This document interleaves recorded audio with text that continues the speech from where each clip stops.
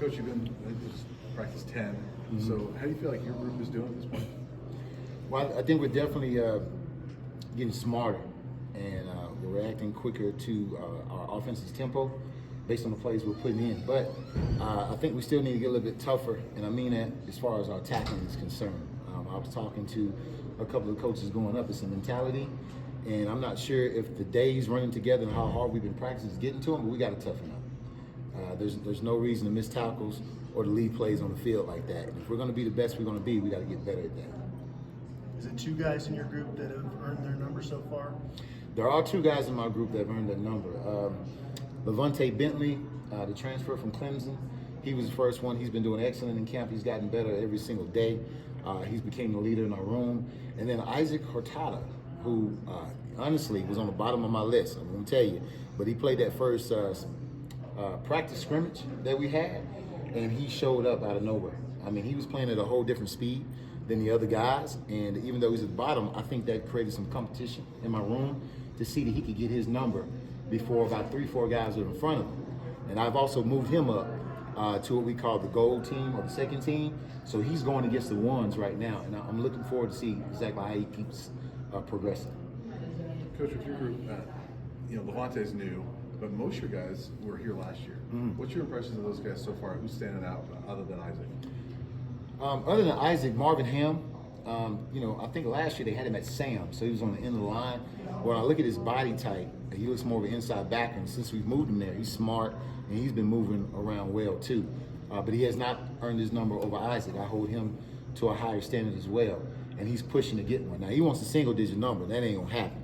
We all know how Prime feels about that. So until he gets his mind from that, he probably won't get a number until later on. But Marvin Ham, Aubrey Smith, he's been another one that's really impressed me with his talent level.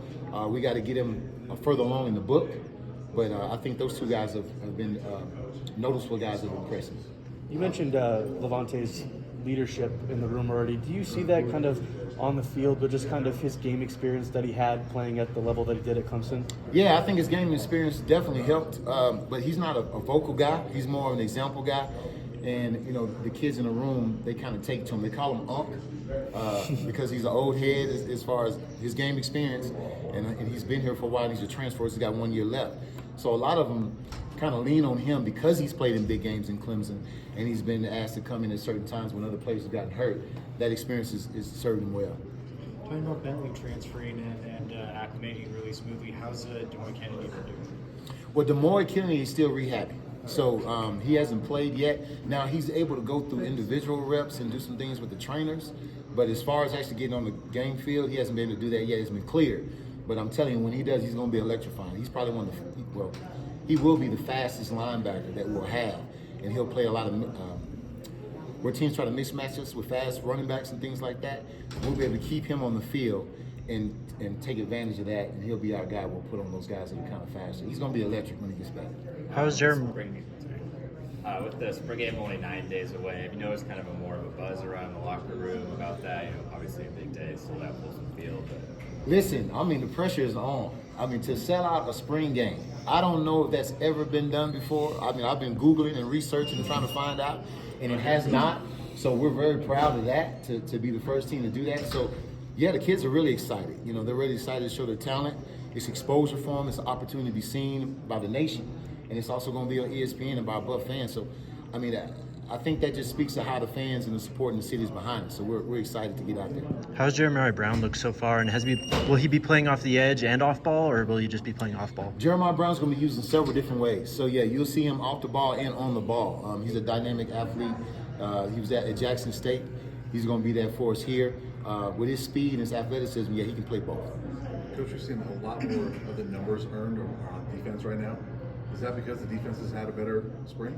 No, defense coach, we lazy. We don't want to keep worrying about numbers, so we just kind of give them out right now.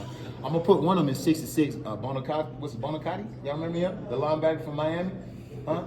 Undefeated? Nick Bonacati? Yeah. I keep telling them they should wear 66, but no one wants to do it. Like the kids these days, they don't understand. This guy was a Hall of Famer.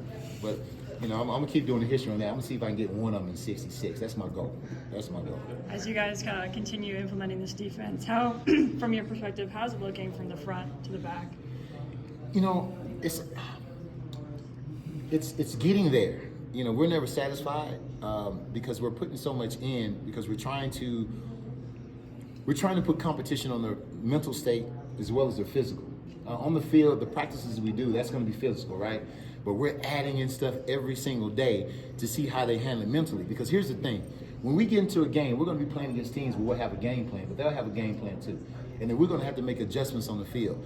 And when those adjustments happen, you have to be able to mentally switch over from what you practice all week to a whole new way of playing or executing a play when we get back on the field. So that's why we're trying to press them right now to see how much can you handle, how much change can you handle, and how much can you obtain and adjust when we have to do game time adjustments. So that's what we're looking at. So we're not satisfied with it, but we are happy that the guys are taking the challenge and they're trying to get it.